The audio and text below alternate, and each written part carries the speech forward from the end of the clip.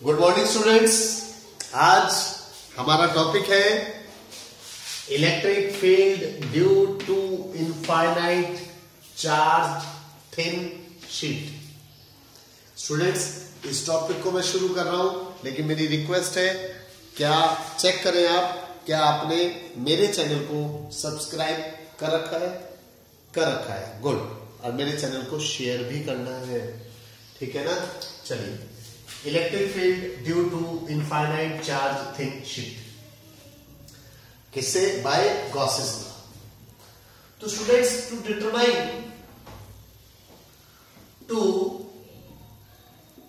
Determine electric field due to thin charge infinite sheet ये देखिए,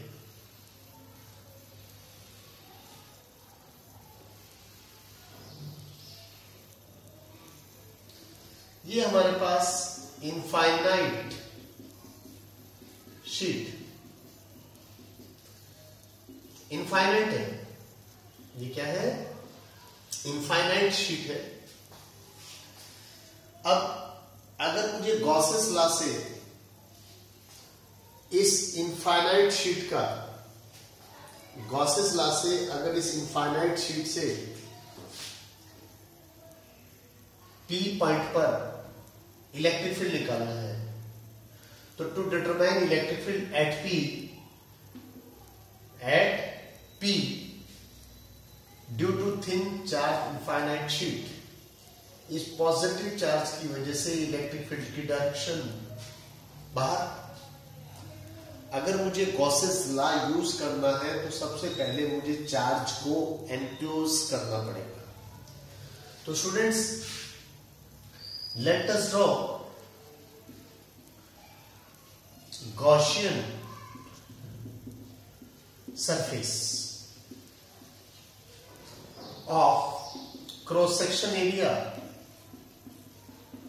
of cross section area A।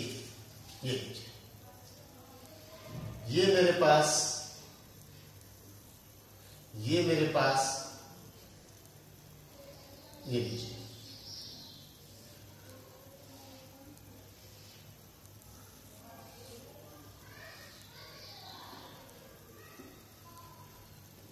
ये E, यानी वो थिन शीट है, क्योंकि शीट थिन है। तो ये जो इसने एरिया एनक्लोज किया, ठीक है, ये क्या है? पहली चीज ये हमारे पास है गॉसियन सरफेस, ठीक है। क्रॉस सेक्शन एरिया ए, अगर ये ए है तो ये भी ए। जितनी इलेक्ट्रिक फील्ड इस पॉजिटिव की चार्ज की वजह से यहां होगी, जितनी इलेक्ट्रिक फील्ड इस पॉजिटिव चार्ज की वजह से यहां होगी, उतनी इलेक्ट्रिक फील्ड इसी पॉजिटिव चार्ज की वजह से यहां होगी, क्योंकि शीट इज थिन। तो ये 1 नंबर, ये 2 नंबर, ये 3 नंबर, ठीक है। अभी मैं बता रहा हूं इसमें 1 नंबर में एरिया वेक्टर की डायरेक्शन यहां होगी, इधर एरिया वेक्टर की डायरेक्शन इधर, और यहां पर एरिया वेक्टर की डायरेक्शन इधर। स्टूडेंट्स, ये क्लियर हो गया? अब सबसे पहले सरफेस चार्ज डेंसिटी, जितने भी कंसेप्ट हैं उसमें सबसे पहले या तो लीनियर चार्ज डेंसिटी निकालेंगे या surface charge density sigma is equal to charge upon area. यहां पर चार्ज कितना एनक्लोज मान लेते हैं? Q, और डिवाइडेड बाय ये एरिया A, इसका एरिया में क्या सपोज कर रखा है? A, तो Q is equal to sigma A। पहला स्टेप। सभी क्वेश्चंस में जितने भी गॉसेस थ्योरम के डेरिवेशंस है, सब में ऐसे ही करना है। यूजिंग अब गॉसेस लॉ। गॉसेस लॉ क्या है? Phi is equal to 1/ε0 times total charge enclosed. लेकिन यहां पर फाई की जगह क्या आएगा? φ1 plus φ2 plus φ3 is equal to Q/ε0 1/ε0 times total charge enclosed. φ1 E A cos 0, φ2 E A cos 90। 90 क्यों? इलेक्ट्रिक फील्ड या तो इधर है या इधर है। अगर इलेक्ट्रिक फील्ड इधर है तो यहां पर कितना हो गया? 90, ये 90 प्लस ई ए कॉस 0। ई ये रहा, एरिया वेक्टर इधर है, इन दोनों के बीच में angle 0 is equal to Q/ε0। मैं इसको लिख सकता हूं E A plus 0 plus E A is equal to Q/ε0। Students, Q की वैल्यू यहां रखिए 2EA प्लस ये 2EA is equal to Q की जगह सिग्मा ए से ए कट गया, ये आ गया E is equal to σ/2ε। E is equal to σ/2ε। लेकिन स्टूडेंट्स, अगर हमारे पास इनफाइनाइट थिक शीट है, क्या है? Infinite thick sheet. अगर इनफाइनाइट थिक शीट है तो मेरे पास इनफाइनाइट थिक शीट के केस में ये लीजिए,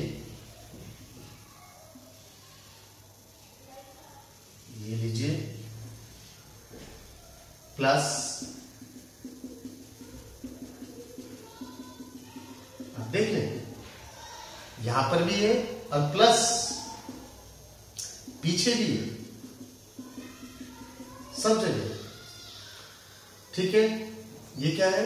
इनफाइनाइट थिक शीट। अब Gaussian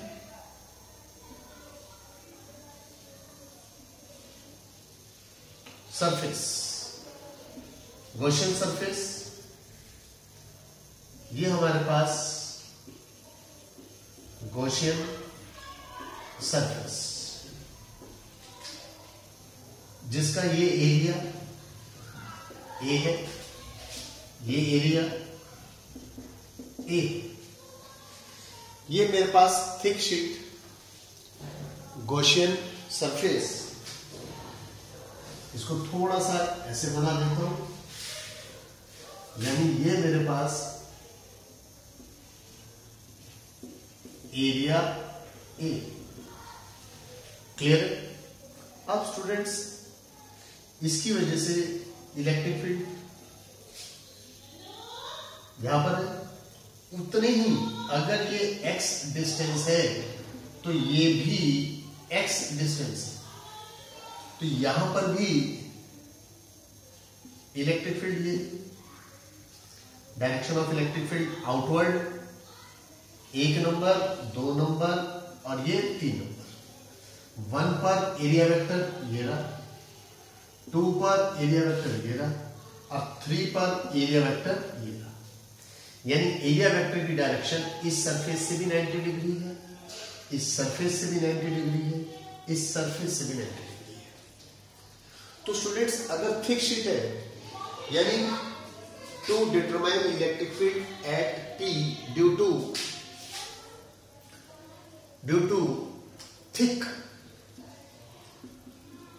to thick charge infinite sheet. Students, सारे कंसेप्ट जो स्टेप्स हैं वो यही है। देखो, let us draw Gaussian surface of cross section area A. Gaussian surface draw कर लिया हमने। Surface charge density sigma is equal to Q/A area यहां पर भी होगा और एरिया इसके पीछे भी होगा, यहां पर आएगा 2a। क्या आ जाएगा? 2a, क्योंकि ये एरिया और इसके पीछे का एरिया, क्योंकि थिक है, ये हमारे पास क्या है? थिक। इधर भी है, थिक का मतलब ये हुआ स्टूडेंट्स, थिक का मतलब ये हुआ ये एरिया और ये एरिया। पहले क्या था? थिन था, यानी जो चार्ज यहां था, इस केस में जो यहां मैंने बनाया था, जो चार्ज यहां था वही चार्ज इधर था। इसमें यहां चार्ज अलग है और यहां पर चार्ज अलग है। ठीक है स्टूडेंट्स, तो हमारे पास वही same step using Gauss's law, phi 1 plus phi 2 plus phi 3 is equal to Q upon epsilon. E A cos 0, E A cos 0। देखो दोनों के बीच में एंगल कितना है? यहां पर 0 डिग्री, प्लस ई यहां पर है ये 90, तो ई और ए के बीच में कितना एंगल है? 90, plus E A cos 0 is equal to Q upon epsilon naught. E A ये लिख दिया हमने, कॉस 90 को 0, इसको E A Q upon epsilon naught. तो मेरे पास ये और ये कितना हो गया? 2e। लेकिन इस q की वैल्यू, इस q की वैल्यू यहां पर क्या होगी? Sigma into 2।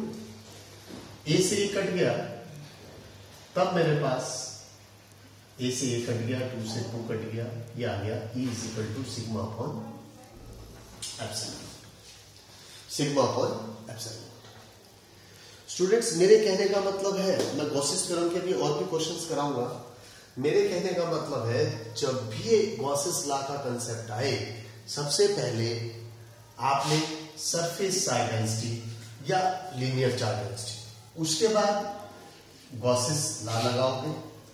पहला स्टेप यानी स्टेप ये, आपने गॉसियन सरफेस ड्रॉ कर लिया, फिर स्टेप 1 और फिर स्टेप 2, उसके बाद आपने सिंपली सॉल्व करना है, ये आंसर आ गया।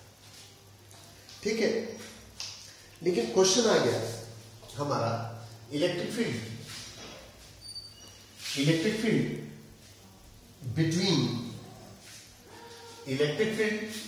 Between two infinite sheet of charge, electric field between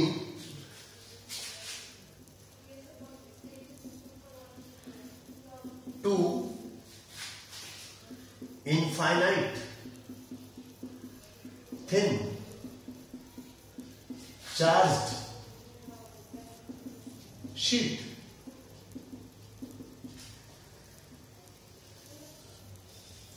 students ये देखिए मेरे पास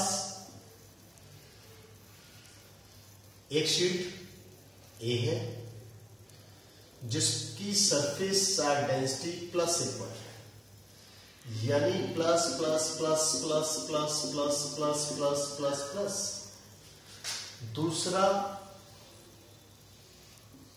दूसरी शीट बी और इसकी surface charge density minus sigma है। आप चेक कर ले, ठीक है। मुझे निकालना है इलेक्ट्रिक फील्ड बिटवीन ना करके electric field due to infinite thin charge sheet. Students मुझे पता है, we know that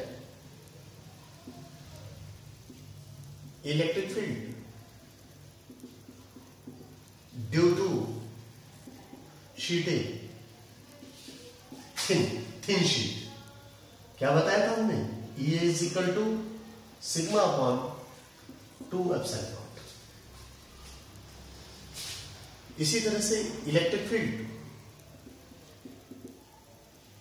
due to sheet B,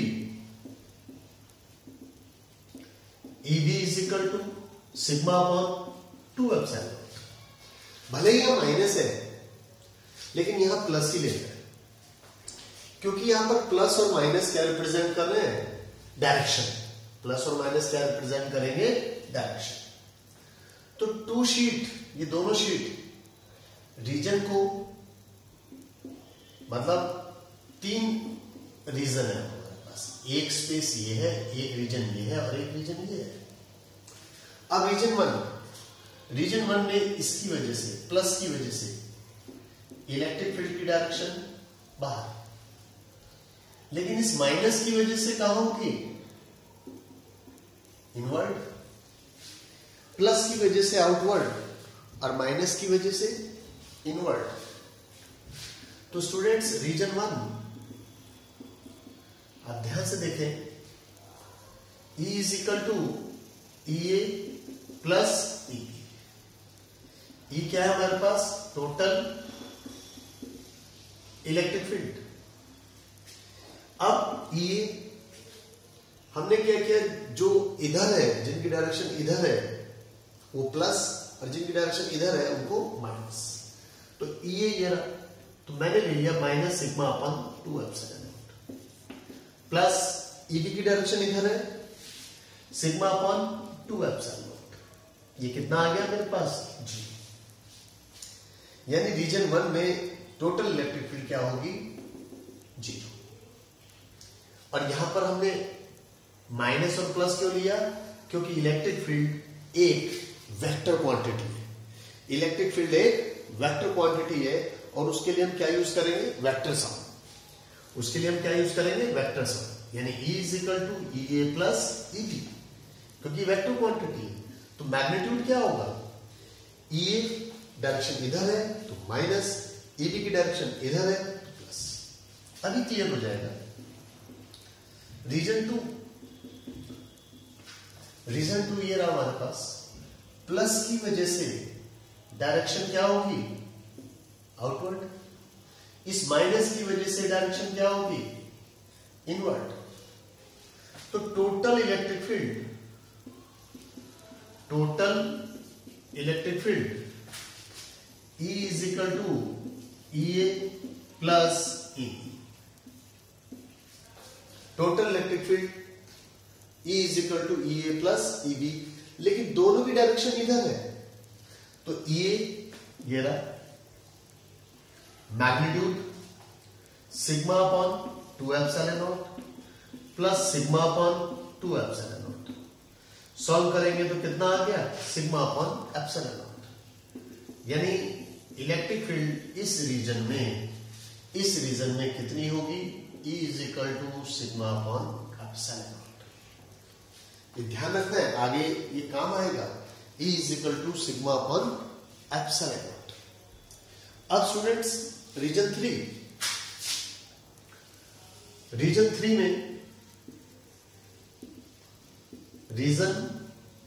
में ये रहा 3 रीजन, प्लस की वजह से डायरेक्शन बाहर और माइनस की वजह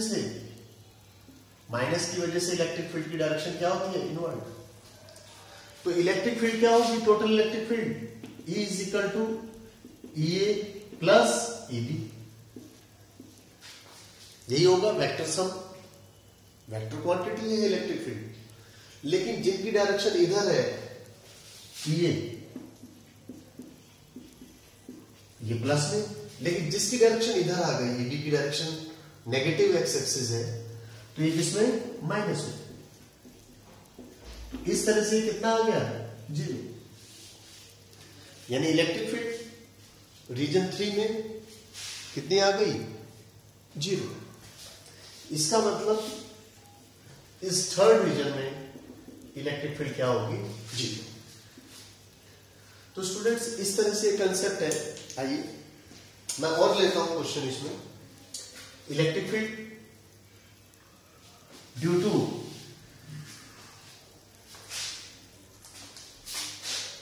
मल्टीपल इनफाइनाइट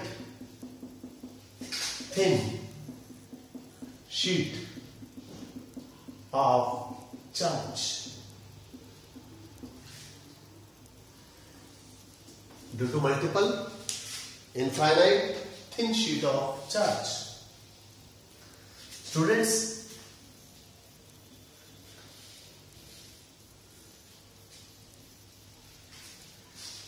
इसमें मैं एक चीज और बता दूं कि ये जो हमारे पास शीट है प्लस सिग्मा, अभी थोड़ी देर पहले जो हमने किया डेरिवेशन, यानी ये हमें याद रखना है रीजन 1, रीजन 2, रीजन 3। यहां पर इलेक्ट्रिक फील्ड 0, यहां इलेक्ट्रिक फील्ड क्या निकाली थी हमने, सिग्मा अपॉन एप्सिलॉन नॉट, और यहां भी 0। अभी किया है क्वेश्चन। तो जब आप इसके लिए ग्राफ बनाओगे, अगर आपके से इसके लिए ग्राफ पूछ लिया जाए, इलेक्ट्रिक फील्ड डिस्टेंस ग्राफ, तो रीजन 1 में इलेक्ट्रिक फील्ड क्या है, 0। रीजन 2 में इलेक्ट्रिक फील्ड क्या है, सिग्मा अपॉन एप्सिलॉन नॉट, और रीजन 3 में इलेक्ट्रिक फील्ड क्या है, 0। तो स्टूडेंट्स इस तरह से हम ये ग्राफ बना सकते हैं, ठीक है। लेकिन खैर मेरा क्वेश्चन है, electric field due to multiple infinite thin sheet, ये लिखिए 1, 2, 3। यहां पर प्लस सिग्मा, यहां पर प्लस 2 सिग्मा, और यहां पर -5 सिग्मा। यानी यहां पर हमारे पास plus plus plus plus plus plus plus plus plus plus plus plus, यहां माइनस माइनस माइनस माइनस। लेकिन जो सरफेस चार्ज डेंसिटी है इसकी इससे डबल है, इसकी सरफेस चार्ज डेंसिटी 5 टाइम्स है, लेकिन ये नेगेटिवली चार्ज शीट है। इस शीट का नाम ए है, इस शीट का नाम बी है, इस शीट का नाम सी है, और मुझे इलेक्ट्रिक फील्ड पी और क्यू मुझे निकालनी है। क्वेश्चन क्या है, डिटरमाइन या calculate electric field eight P and electric field eight Q. अब आंसर के लिए क्या करोगे, सॉल्यूशन के लिए आप क्या करेंगे स्टूडेंट्स सॉल्यूशन के लिए हम क्या करेंगे, इसमें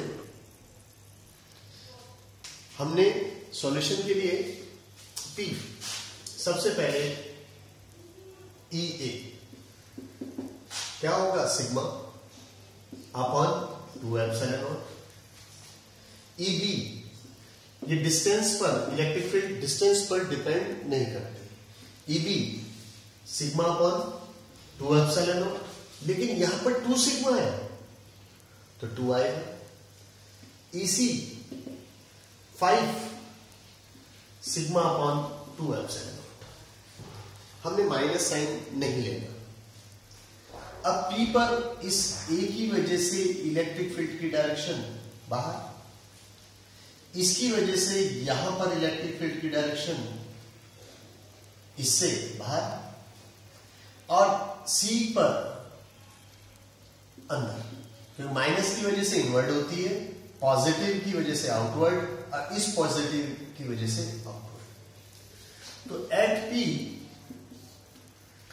net electric field A plus E B plus E C, magnitude क्या होगा, ई, इसकी डायरेक्शन इधर है, sigma upon 2 epsilon naught. E B इसकी डायरेक्शन इधर है, तो इसको माइनस में लेंगे, -2 सिग्मा अपॉन 2 एप्सिलॉन नॉट। इसको इधर है ना, तो नेगेटिव एक्स एक्सिस है तो माइनस लिया। ईसी की डायरेक्शन पॉजिटिव है तो +5 सिग्मा अपॉन 2 एप्सिलॉन। तो इस तरह से students 2 epsilon not LCM, sigma -2 sigma +5 sigma. ये मेरे पास आ गया 4 सिग्मा अपॉन 2 एप्सिलॉन नॉट या फिर 2 sigma upon epsilon naught. Check कर लेंगे। यानी यहां पर electric field, total electric field कितनी आ गई? 2 सिग्मा अपॉन एप्सिलॉन नॉट। अब स्टूडेंट्स हमें निकालना है क्यू पर। क्यू पर निकालने के लिए इस प्लस की वजह से इलेक्ट्रिक फील्ड की डायरेक्शन प्लस की वजह से बाहर, इस प्लस की वजह से भी बाहर, लेकिन इस माइनस की वजह से इसके अंदर टुवर्ड्स सी। तो नेट इलेक्ट्रिक फील्ड कहां पर? At Q. इस क्यू पर नेट इलेक्ट्रिक फील्ड क्या होगी? फॉर्मूला वही लगेगा, सबको प्लस करके चलना है।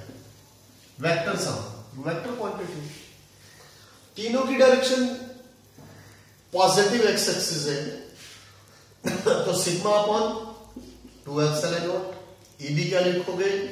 2 sigma upon 2 epsilon not. EC क्या लिखोगे? 5 सिग्मा अपॉन 2 एप्सिलॉन नॉट।